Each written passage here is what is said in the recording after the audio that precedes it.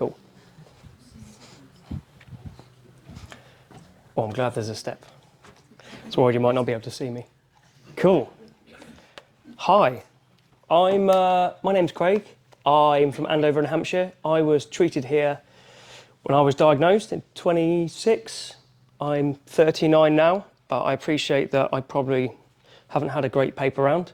It was probably the chemotherapy. I was treated here. In fact, I've got a picture here actually, which shows you how much of a relationship I have with Southampton that I didn't realise I had. But I was here on the stage 3 Rathel trial for Hodgkin's lymphoma. I can kind of see why I've been asked to be here, because a lot is very lymphoma based, and obviously Southampton is a bit of a centre of excellence for the lymphoma side as well. So I can't promise you to kind of wow you with a lot of the science and things, because some of the people that are in the room here are just super cool.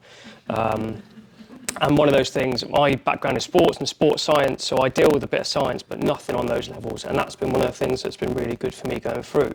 But I guess I'm here for a kind of a different story. In fact, I'm here for a story. And obviously, every good story has a good start, a beginning, a middle, and an end. And I'll kind of give you those as we go. I'm not really used to talking about myself. I spend a lot of my time in education and delivering courses, doing a lot of psychology side of things, trying to invest and helping other people. So bear with me, because it's an area that's quite dear to me. I have entitled this one Operation Don't Cry, so bear with. My relationship with cancer started from a young age. So my mum was diagnosed with breast cancer when I was 12. It kind of changed my world then. My outlook on life is very different to my generation, I feel, and the generation that came after me. I'm not really financially driven. I am more driven on happiness and doing things I love and spending time being the most precious thing we have. So that kind of changed for me. I was a very different child than a lot of my peers. I was always a very active person. That's me here with an obvious 1990s parting. Sports, football and all that sort of things was my big thing. This is me actually in Southampton on stage in front of 1,000 or so people. I was very much on stage as a bit of a theatric, and I kind of developed a lot of my skills, the skills that I kind of use today. I married very young. I was married by 22. We then looked to start for a family and do all the things that you kind of normally do. My wife fell pregnant, we were very happy. Unfortunately, that didn't go to plan. And at that time, we found a lump on her cervix. She was then diagnosed, therefore we lost the baby. She had cervical cancer. She had that sweep on that, she had a biopsy. So we were then at risk of obviously being a very young family. We then had to kind of face the potential chance of not having a family, which is something we kind of settled early to do. We were given the opportunity to go to the Royal Marsden in London, so my wife had treatment there. She had fertility-saving treatment, trachelectomy, which enables her to maintain some of her cervix. So that fertility treatment this isn't one that I've clearly been here to talk about, but there would have been trials for these things to save that fertility. So even before I was saved, my wife was saved, and everything else in between. So once she recovered, we were very lucky and blessed. We had a round of IVF. So we had IVF. I'm probably going to give you a little bit too much detail here, but we all know that samples need to be provided for things like IVF. When I provided my first sample, I was fit and ready. I was a competitive athlete at the time, and all through my youth, sample was really good. If I must say so myself. That wasn't me, by the way, that was a clinical good. But I then went back kind of 4 to 6 weeks later, and I provided another sample, and it was still pretty good, but nowhere near as good as the following sample. And there was clearly reasons for that. But still, we kind of moved on. It was all good. Nothing got flagged up there. So we had 5 eggs fertilised. One was stronger than the other. And we then were very lucky to kind of certainly didn't go full term. There's the kind of, what I term as a bit of a black 3 years in our lives, a bit of a smudge. So my wife never would have gone full term anyway, but I was working for the army at the time. I've just left that job, but I worked for 14 years as a physical training instructor for the army, which was almost my dream job. There was no chance of promotion. It wasn't terribly well paid, but I genuinely loved what I did. And obviously my experiences as a child with my parentage and things like that enabled me to make those choices for what I believe is the right reasons. The corps that I worked with, they had a football tournament every year that I played in every year, and they played 90-minute football matches for 3 days in a row. And 2011, I played in that tournament, and I could not get out of bed on the Thursday, the third day, and I had to go and kind of get checked out, and I was 25, 26. I didn't really go to the doctors. That wasn't really a thing to do. So I went to doctors, got a full blood count, was took in 24 hours later and went, listen, your white blood cells are not in a good place. Come on in. I was very lucky to have a very junior doctor who was very switched on. He sent me for another blood test and an X-ray, found a couple of tumours, 2 underneath my sternum, 2 subclavicular on the left-hand side. I'm sorry, scientists, I am trying. And kind of one thing kind of led to another, and then I was kind of referred to the local team. When I was referred to the local team, I had one of my tumours that was a substernum was pressing on one of my veins going back to my heart. I passed out in the hospital twice, and was then subsequently blue lighted initially to Winchester, and then moved to Southampton. No, in fact, I came straight to Southampton. I was then referred over to, in fact, there was a bit of a black week for me that week. My resting heart rate just led down, was somewhere between 110 and 140 beats per minute. Ironically, at that time, I was reading Lance Armstrong's books about how he dealt with cancer and things like that. It's almost like someone's set up clues all the way along for me, because one of the chemicals that I used was a very clinical and a very purposeful one in my journey. So I left the hospital on steroids. I was pretty confident that Hodgkin's lymphoma was what I had. And there's a little part of me, and I've spoken to quite a few people in the room today. I almost prayed for it to be that, because of the success rate was so good. So many other people had dealt so many different cards, and my cards, whilst they weren't the greatest, they were pretty good. They were pretty safe. 85% success rate is pretty good. But I was passed over to Professor Johnson and the team, diagnosed with stage 2B Hodgkin's lymphoma. There we go. Those are the pictures that I was talking to a young lady at the front here. They kind of seem like a little bit of a dream. There's a reason why my son is there, who is healthy and great. He's 13 now and thinks he's bigger than I am, which isn't going to take long anyway. But the night sweats and things kind of got worse. In fact, I stayed in at my mum's house before I started the chemotherapy, and it was November 2011, I believe, 2010, 2011, somewhere around there. It's that long ago.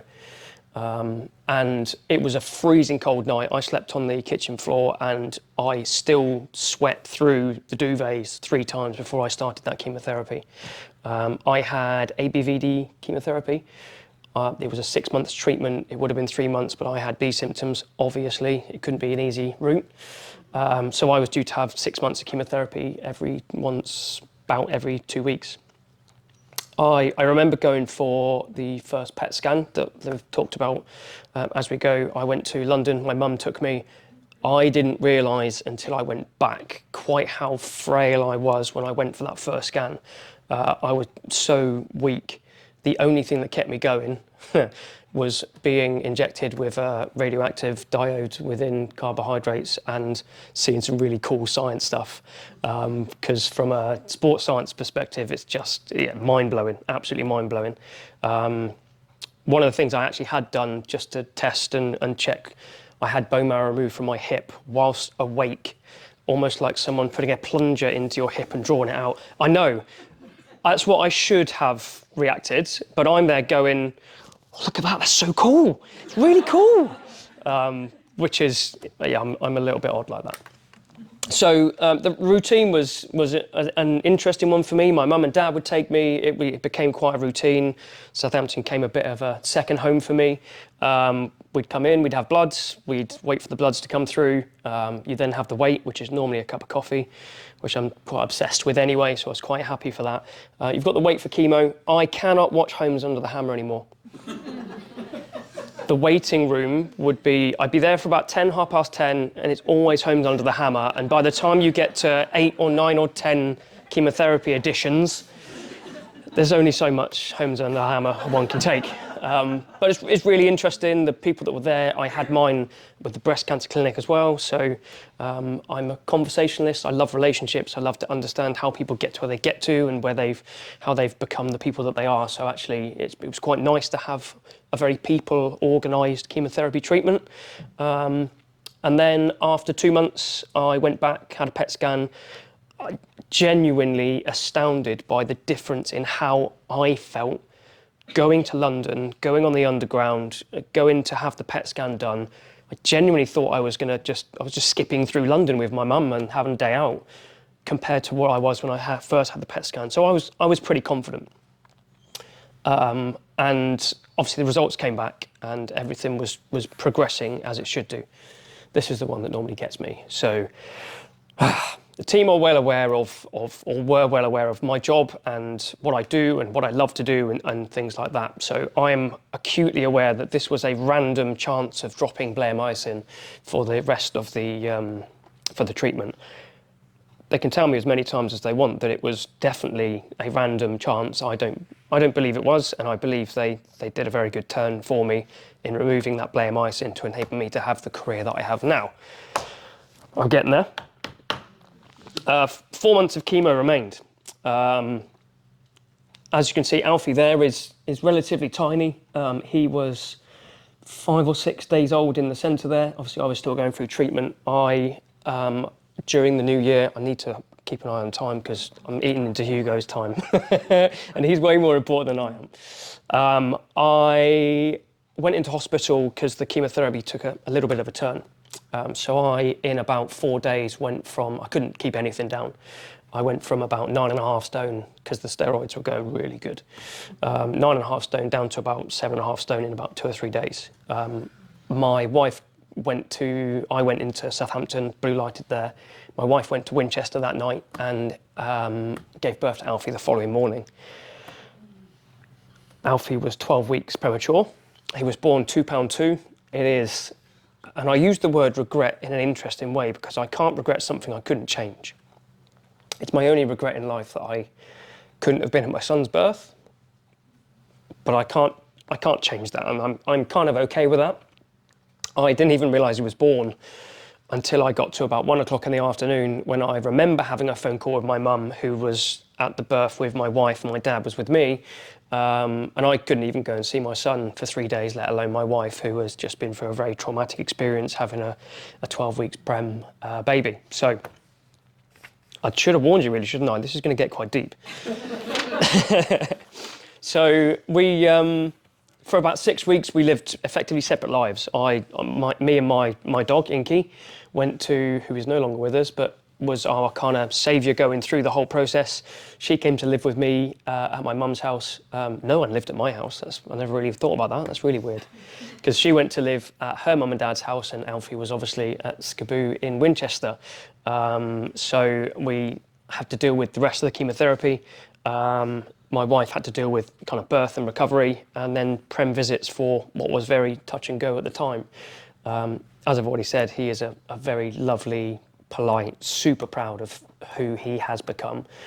13-year-old who's very cheeky, but there was a time at which we thought, I could be going, my wife was not in a good place and he may well not make it. But as hard as that situation was, there's a part of me that's genuinely grateful for that period of time, because without it, the chemotherapy enabled me to have time with my baby that I wouldn't have had. I've been working. I was very grateful for that time in a very fragile time in Alfie's life. So we should probably go to the positive side. Every good story has positive ending, right? I recovered well. I went back to everything that I love to do and continued to, and probably even worse. My wife probably hates the person I am. She loves the person I am, I'm sure, but I am driven by passion and being enthusiastic and loving what I do. I played football to a really good standard after that, even afterwards, which is one of the things that I genuinely loved. My son plays now, and without the remove of the bleomycin, I'd be very confident in saying I wouldn't have been able to go back to play the standard that I had because of the effect and the damage it potentially could and would have had on my lungs. But took up barbell sports. I competed around the world in different places.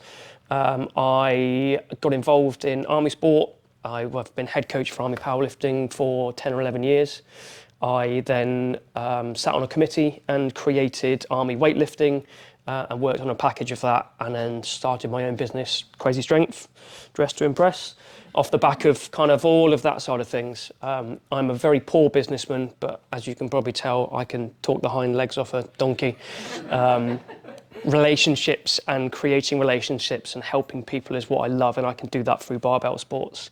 I've been lucky enough to deliver education. I've worked with a few organisations. I've been around the world, in Europe, and loads of really cool different places with really cool opportunities that they just wouldn't be there if it wasn't for the fact that you guys do all the fundraising that you do, and you spend the time to be giving up your time to fund, not necessarily fund me to go around the world and do all these cool things, but the opportunity to buy me the time to go and do the really cool things that I love to do.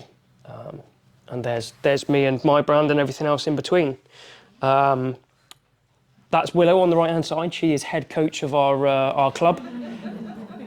You'll be pleased to know that head coach Willow is currently at home looking after 9 puppies that she had on Monday. So those are the things we had. But that's me on the left-hand side. One of my goals, which I keep growing and growing and growing, that's me at 39 competing at national championships last year, which is relatively unheard of for what is technically a master weightlifter, though I am built like a small boy. I shall kind of leave it there, I guess. I think I've left plenty of time. I think I've not eaten too much time up. Hopefully you've enjoyed it, and hopefully it does give you a really good example of a real life case of what your funding goes into. And the science is so cool, and I'm really looking forward to listen to more of that in a minute.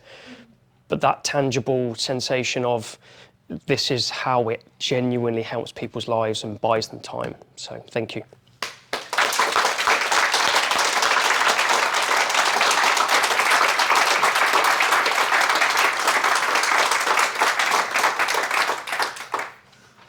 Anyone's got any questions, you're more than welcome, but I will be here for lunchtime as well. So, thank you.